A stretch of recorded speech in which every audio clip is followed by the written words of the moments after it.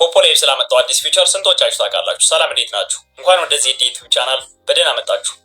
በዚህ ቻናል አዳዲስ ኦንላይን ገንዘብ የሚሰራባቸው ፕላትፎርሞች እንደመጡ በፍጥነት የምታገኙበት ለምሳሌ እንደ ፖፕ ላይቭ ወይም ደግሞ ቡዘር፣ ሃይ ፋሚሊ የምታገኙበት እንዲሁም ዓለም አቀፍ ቪዛ ካርድ፣ ማስተር ካርድ እንዴት ማግኘት እንደምትችሉ የምታውቁበት በተጨማሪ አፕሊኬሽን እና ሶፍትዌር ቲፖችን የምትማሩበት ቻናል ስለሆነ ቻናሉን ሰብስክራይብ እያደረጋችሁ አብራችሁን ቆዩ። ወደ ዋናው ቶፒካችን ስንገባ ሁሉም የፖፖ ላይቭ ተጠቃሚ ማወቅ ያለበት አራት ዋና ዋና ነገሮችንና እንዲሁም ደግሞ መግቢያ ላይ እንደነገርኳችሁ ፖፖ ላይቭ ስላመጣው አዲስ ፊቸር የምነግራችሁ ይሆናል። አብራችሁን ቆዩ። ቪዲዮ ላይክ እንዲሁም ሼር በማድረግ ለተለያዩ ሰዎች እንዲደርሱ እያደረጋችሁ አብራችሁን ቆዩ። ወደ ዋናው ሐሳባችን ስንገባ የመጀመሪያው ፖፖ ላይቭ ምንድነው የሚለውን እንመለከታለን። በሁለተኛ ደረጃ ፖፖ ላይቭ እንዴት ይከፍላል? በሶስተኛ ደረጃ በፖፖ ላይቭ እንዴት ከፍተኛ ተከፋይ መሆን ይቻላል? በአራተኛ ደረጃ ላይ የምንመለከተው በዚህ ፕላትፎርም ፈጽመን ልንሰራቸው የማይገቡ ስህተቶች ምን ናቸው የሚሉትን የምንመለከት ይሆናል። የመጀመሪያው ፖፖ ላይቭ ምንድነው የሚለውን ፖፖ ላይቭ ማለት ከቲክታክ አልጎሪዝም ጋር ተመሳሳይ ሆኖ ነገር ግን ከቲክታክ ለየት የሚያደርገው ነገር ምንም አይነት ፎሎወርስ ምንም አይነት ሰብስክራይበር የማይጠይቅ በቀጥታ ፕላትፎርሙን አውርደን እንደጀመር ዶላሮችን ሜክ የምናደርግበት የተለያዩ ፖይንቶችን ኮይኖችን በመሰብሰብ በቀጥታ ወደ ስራ የምንገባበት ነው። 100,000 ፎሎወርስ ያለው ዜሮ ያለውም እኩል ይሰራል ማለት ነው። ስለዚህ ይሄ ከዚህ ፕላትፎርም ወይም ደግሞ ከቲክታክ ፕላትፎርም ለየት የሚያደርገውና በአጭር ጊዜ ብር የሚሰራበት ፕላትፎርም ነው። በሁለተኛ ደረጃ ላይ የምንመለከተው ፖፖ ላይቭ እንዴት ይከፍላል የሚለውን ስንመለከት ፖፖ ላይቭ በራሱ ፕላትፎርሙ በሶስት መንገዶች ይከፍለናል ማለት ነው። ከነሱ መካከል አንደኛው ኢንቫይት በማድረግ ኢንቫይት ለወንዶችም ሴቶችንም ኢንቫይት እናደርጋለን። ነገር ግን እዚህ ጋር ሁለት ልዩነቶች አሉ። ወንዶችን ኢንቫይት በምናደርግበት ጊዜ ሌቭል 5 ገብቶ የስራውን እየሰራ ቆይቶ ማለት ነው። ሌቭል 5 እንደገባ ከዛ ኤክስቼንጅ ወይም ደግሞ ፖይንቶችን ይሰጣል፣ ይቀበላል። ዶላሮችን በሚያገለባብጥበት ጊዜ ማለትም ጊፍት ሰጥቶ ጊፍት በሚቀበልበት ጊዜ የዛን ጊዜ እኛ ኢንቫይት ባደረግንበት ልክ የምናገኝ ይሆናል። ሴቶች ግን ዳይሬክት የመጀመሪያ አፕሊኬሽናቸውን ሊንኩን አውርደው በቀጥታ መስራት ከጀመሩበት ቀን ጀምሮ ላይቫቸውን አስተካክለው ለተከታታይ 7 ቀን ያክል ከሰሩ ለኛም ለነሱም ተከፋይ እንሆናለን።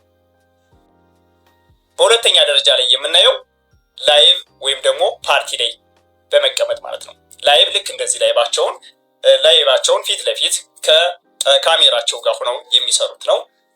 እሱን ምንድነው የተሰጠ ሰዓት አለ ወይም ደግሞ የታስክ ጊዜ ያንን የታስክ ጊዜ ሳያጠናቅቁ ኮሌክት አድርገው ይጨርሳሉ። ፓርቲ ደግሞ ጀስት ስልካቸውን አስቀምጠው ሩማቸውን በመክፈት ብቻ በተለያየ መንገድ በተለያየ ቦታ ደርሰው መጥተው ኮሌክት በማድረግ የሚሰሩት ነው። በሶስተኛ ደረጃ ላይ የምናየው ትሬጀር ቦክስ፣ እሷ ደግሞ ልክ ስልካችን ስክሪን ላይ የምትቀመጥ ሳጥን ነች። ያቺ ሳጥን ከ5 ደቂቃ ጀምራ ወርዳ 00 ስትል በመንካት ኦፕን ዘ ቦክስ የሚለውን እየከፈት የምንወስድ ይሆናል። ይሄ ዳይሬክት ከፕላትፎርሙ እንዴት ይከፍላል የሚለውን ከፕላትፎርሙ የምናገኝበት ነው። ኦኬ፣ ከፕላትፎርሙ ይህን ካገኘን እኛ ደግሞ ከፕላትፎርሙ ጎን ለጎን ምን ልንሰራ እንችላለን የሚለውን ስንመለከት በሁለተኛ ደረጃ ላይ የምናገኘው ፋይርወርክ ነው። ፋይርወርክ ማለት አንድ ሰው እይታ ውስጥ ለመግባት ቫይራል ለመሆን በተለያየ ዓለም ላይ ያሉ ሰዎች ወደሱ ቤት ወይም ደግሞ ወደሱ ሩም እንዲገቡ የምታደርግ ጊፍት ነች ማለት ነው። እሷ ጊፍት አንድ አጠቃላይ ለጓደኛው ሊሆን ይችላል ለፈለገው ሰው ጊፍት ያደርጋል። በዛ መንገድ በተለያየ ዓለም ላይ ፖፖ ላይቭ ስትሪም እያደረጉ ላሉ ሰዎች በሙሉ የሆነች ሜሴጅ ትመጣለች። ከዚህ ሩም ላይ ወይም ደግሞ ከዚህ ቤት ላይ ኮይን ሊበተን ስለሆነ ያንን የኮይን ተካፋይ መሆን ትችላላችሁ የሚል አጭር ሜሴጅ ትመጣለች ማለት ነው። እሷን ነክተን በምንሄድበት ጊዜ ከሰውየው ጋር ለሰውየው እይታ ውስጥ እንዲገባ ወይም ደግሞ ካሉት ደረጃ ቶፕ ላይ እንዲቀመጥ ያደርገዋል። እኛ ደግሞ ኮይኖችን ሰብስበን ወደ ሩማችን እንድንመለስ ያደርገናል ማለት ነው። በሶስተኛ ደረጃ ላይ የምናገኘው ኤጀንት ወኪል በመሆን ነው። ኤጀንት ወይም ደግሞ ወኪል በመሆን ነው ማለት ነው። ኤጀንትን ወኪል ስንሆን በስሮቻችን በተለያየ ዓለም ላይ ያሉ ሰዎችን መዘግባለን። እንመዘግብና እነሱ በሚያደርጉት ትራንዛክሽን፣ በሚሰሩት ኤክስቼንጅ፣ በሚሰጡት በሚቀበሉት ጊፍት በዛን ጊዜ ከነሱ ምንም የሚቀንሰው ነገር የለም። ነገር ግን ዳይሬክት እኛ እነሱን አስገብተን ወደ ፕላትፎርም አስገብተን ስላስተዋወቅን ብቻ እነሱ በሚሰሩበት ጊዜ እየሸራረፈ የሚከፍለን ይሆናል ማለት ነው። በአራተኛ ደረጃ ላይ የምንመለከተው ጌም በመጫወት ኮይኖችን እንሰበስባለን። ነገር ግን ይህ ሀፍ ነው ማለትም ማግኘት እንዳለ ሁሉ ማጣትም ስላለ ማለት ነው። ነገር ግን በተለያየ ቦታ ላይ ካሉት ጌሞች በጣም ቀላል የሆነ ምንም አይነት ካልኩሌሽን ውስብስብ ያለለ ነገር በጣም ቀላል የሆነ ነገር ነውና በተለያየ ጌም ቦታ ላይ ያላችሁ የምትጫወቱ ገብታችሁ ብትሞክሩት ብዬ ሪኮመንድ ማድረግ ፈልጋለሁ። ሌላው በአምስተኛ ደረጃ ላይ የምናገኘው ፒኬ በመጫወት ነው። ፒኬ ደግሞ ማለት ልክ ቲክታክ ላይ የተለያዩ አንድ በአንደኛው ሳይድ ሆኖ የተለያዩ አበባዎች እንደ ፍሎር ወይም ደግሞ አንበሳ የመሳሰሉት እየተሰጣቸው እንደሚጫወቱት ሁሉ ከዚህ ፕላትፎርም ላይ በተለየ መንገድ እንደውም በተሻለ መንገድ ጌሞች አሉ። በነዛ መንገድ በመጫወትም ምን እናደርጋለን? ፖይንቶችን፣ ዶላሮችን የምንሰበስብ ይሆናል ማለት ነው። ስለዚህ ፖፖላይቭ እንዴት ይከፍላል የሚለውን ከብዙ በትንሹ ይሄን ይመስላል። ሌላው በሶስተኛ ደረጃ ላይ የምንመለከተው በፖፖላይቭ እንዴት ከፍተኛ ተከፋይ መሆን እንችላለን የሚለውን ስንመለከት ከብዙ በትንሹ ዝርዝር የምነግራችሁ ይሆናል ማለት ነው። በአንደኛ ደረጃ ላይ የምናገኘው ኢንቫይት በማድረግ ነው። ኢንቫይት የሚለው ብዙ ጊዜ ኢንቫይት በጣም አሪፍ የሆነ አክሰስ ጥሩ ነገር ስለሆነ የምናገኝበት ምንም አይነት ልፋት የለውም።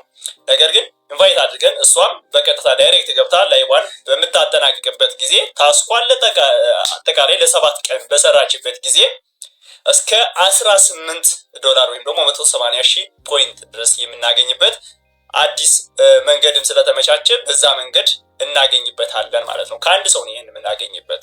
ኢትዮጵያ ውስጥ ከሆነ 140 ከኢትዮጵያ ውጭ ከሆነ 180 እናገኛለን ማለት ነው። ማለትም በቀን 20,000 ከኢትዮጵያ ውጭ ከሆነ በኢትዮጵያ ላይ ደግሞ 10,000 በሰዓት 5,000 በሰዓት 5,000 10,000 እንዲሁም ደግሞ ከኢትዮጵያ ውጭ ከሆነ ሲባዛ በሁለት የምናገኝ ይሆናል ማለት ነው። እንዲሁም ደግሞ ትላልቅ የሆኑ ሪዋርዶችም አሉት ከዛው ላይ።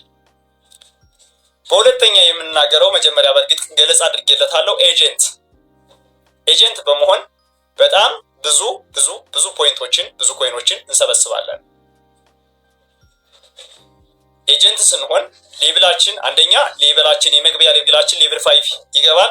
ከዛ ባሻገር ደግሞ ኤጀንት ሌቭል ወይም ደግሞ የክፍያ ሌቭል ይባላል። እሱም እያደገ ይሄዳል። የኛም የምናገኘው ትርፍ ወይም ደግሞ የምናገኘው ቲፕም በደንብ እያደገ ከፍ እያለ ይሄዳል ማለት ነው።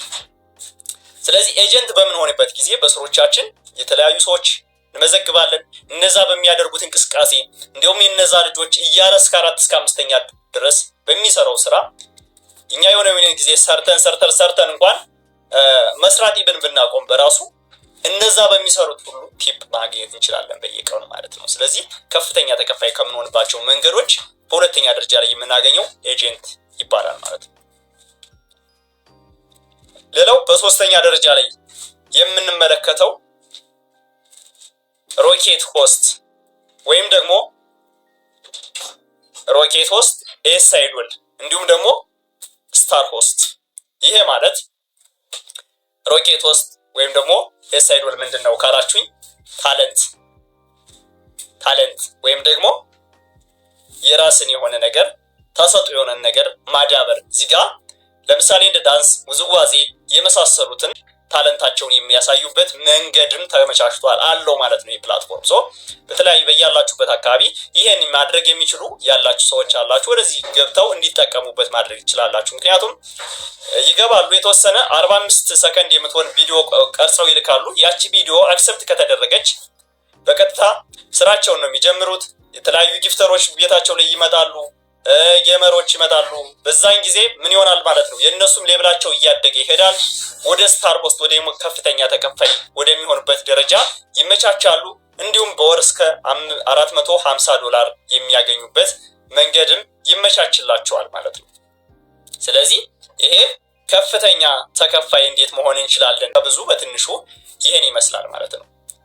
ሌላውና ወደ አራተኛው እና ወደ መጨረሻው ሐሳባችን ስንገባ እዚህ ፕላትፎርም ላይ ፈጽመን ልንሰራቸው የማይገቡ ስህተቶች ምን ናቸው የሚለውን ስንመለከት አንደኛ ወንድ በሴት አካውንት አድርጎ መክፈት። ለምሳሌ በሴት አካውንት በሴት ሲሆን ብዙ ፖይንቶችን ምናምን እናገኛለን የሚለውን ሐሳብ፣ እንዲሁም ደግሞ ሴቶችም በስተት በወንድ አካውንት መክፈት የዛን ጊዜ ብዙ ስለሚያስቸግር፣ ስለዚህ ወንድም በወንድ ሴትም በሴት አካውንት መክፈት ያስፈልጋል። ምክንያቱም ለአካውንታችን ደህንነት የይፍታ አሻራ ስተንበት ስለምንገባ በኋላ ስለሚያስቸግር ቅድሚያ ይህንን ነገር ማስተካከል ይኖርብናል ማለት ነው። ለምሳሌ እድሜያችንም ከ18 ዓመት በላይ አድርገን ሞልተን መግባት ይጠበቅብናል። ሌላው ይህንን እያደረግን ቆይተን ስራዎችን እየሰራን ቆይተን በመሃል አሪፍ የሆነ ቲም ቢውልድ አድርገን ወይም ደግሞ አሪፍ የሆነ ኮሚኒቲ ፈጥረን እየሰራን እያለን በመጥፋት ለምሳሌ ላይቭ ላይ መጥፋት፣ ፓርቲ ላይ መጥፋት ከነበርንበት ምን ያጠፋናል ማለት ነው? ከነበርንበት ቫይራልነት እይታ ውስጥ ከነበርንበት አጠቃላይ ኮሚኒቲዎቻችን እየቀዘቀዙ ከምናገኘው መጠን ሁሉ እየቀነሰ ይሄዳል ማለት ነው። ስለዚህ ከፕላትፎርሙ ላይ መጥፋት የለብንም። ያለንን ጊዜ ተወሰነ እያመቻቸነ መግባት ይኖርብናል ማለት ነው። እንዲሁም በሶስተኛ ላይ የምንመለከተው ኤጀንት መውረድ፣ ኤጀንት ሌብል መውረድ። ኤጀንት ሌብል ማለት ቅድም የተወሰነ ቦታ ላይ ነግሬያችኋለሁ። ኤጀንት ሌብል 5 አይነት ኤጀንት ሌብል አሉ። 4% ተከፋይ፣ 8% ተከፋይ፣ 12% ተከፋይ፣ 16% ተከፋይ እና 20% ተከፋይ የሚባሉ አሉ ማለት ነው። እነሱ ፐርሰንቶች ሌብሎች እየወረዱ መምጣት፣ እነዚህ እየወረዱ በሚመጡበት ጊዜ ጉዳት ይኖረናል ማለት ነው። እነዛን ጉዳቶች መሆን የለበትም ማለት ነው። ከዛ ባሻገር በአራተኛ ደረጃ ላይ የምናየው ከፍተኛ ኢንቨስት ባለማድረግ፣ ማለትም ከፍተኛ ኢንቨስት በምናደርግበት ጊዜ ኢንቨስት ማለት አጠቃላይ እዛ ጋር ያለን ኮይን ጊፍት በመስጠት ምናምን የመሳሰሉት ነገሮች ናቸውና እሱን ምን ለማድረግ ለመመለስ ረጅም ጊዜ ሊፈጅብን ስለሚችል ኢንቨስት በምናደርግበትም በመጠነኛም ባናደርግም ይመከራል። ካደረግን ደግሞ በስር ያሉት ይጠናከራሉ ብለን ካሰብነ በመጠኑ ማድረግ ይጠበቅብናል ማለት ነው። እንዲሁም ደግሞ ወደ መጨረሻውና አራት አይነት መንገዶቹን እነዚህ ይመስላሉና መጨረሻም ፖፖላይቭ ስላመጣው አዲስ ፊውቸር ነግራችኋለሁ። ባልኩት መሰረት ፖፖላይቭ ያመጣው አዲስ ፊውቸር የመጀመሪያ ደረጃ ፋየርወርክ ከዚህ በፊት ቪአይፒ ወይም ደግሞ ልዩ መቀመጫ ተብሎ በሚጠራው መንገድ እሱ ያለን ሰዎች ብቻ ነበር፣ ወይም ደግሞ ሌብላችን ትላልቅ የሆኑ ነበር ምን ሰበስበው ነበር ማለት ነው። ያ ማለት ልክ መግቢያ ላይ እንደነገርኳችሁ የተለያየ ቤት ላይ ኮይን ይበተናል። ያም ኮይን ለመሰብሰብ ቪአይፒ ወይም ደግሞ ልዩ ያስፈልገን ነበር። አሁን እሱ ነገር የለም።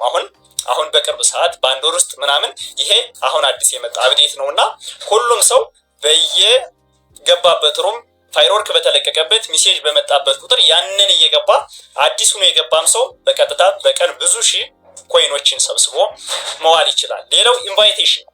ኢንቫይት አጠቃላይ የመጀመሪያው $7 ቀጣይ አሁንም $7 $14 ተብሎ የሚጠራው የነበረው በጣም ጨምሮ አሻሽሎ ከፍ ብሎ መጥቷል ማለት ነው። ከዛ ባሻገር ሪዋርድ የራሱን የሆነ ሪዋርድ መጥቷል ማለት ነው። ሪዋርዱ የኢንቫይቴሽን በምናደርግበት ጊዜ ተደጋጋሚ ኢንቫይት በምናደርግበት ጊዜ እስከ 700,000 ፖይንቶችን ሪሲቭ የምንልበት መንገድ ተሻሽሏል ማለት ነው። እንዲሁም ደግሞ በተጨማሪ ከዚህ በፊት ከቤቱ ላይ በጣም ብዛት ሰው ያለበት የመሳሰሉት ነገሮች ነበረ ቫይራል የሚሆነው። አሁን ላይ ደግሞ ቤታችሁ ላይ ታፕታፕ ከተደረገ በራሱ ቫይራል ወይም ደግሞ ቶፕ ላይ በመቀመጥ ይሄም አዲስ የመጣላችሁ አፕዴት ነው ማለት ነው። ይሄንን ሁሉ መጠቀም ይኖርብናል ማለት ነው። ዛሬ በዚህ ቪዲዮ ይዤላችሁ የመጣሁት 4 ዋና ዋና ነገሮች እንዲሁም ደግሞ ስለመጡ አፕዴቶች ከነገርኳችሁ ቲፖች መካከል አሪፍ የሆነ ትምህርት እንደወሰዳችሁ አልጠራጠርም። ጥያቄ፣ አስተያየት፣ ሐሳብ ያላችሁ ካላችሁ ኮሜንት ላይ አስቀምጡልኝ። በሌላ ቪዲዮ መለስላችኋለሁ ማለት ነው። ለዛሬ የነበረን ቆይታ ይመስላል። ሰላም በያላችሁበት።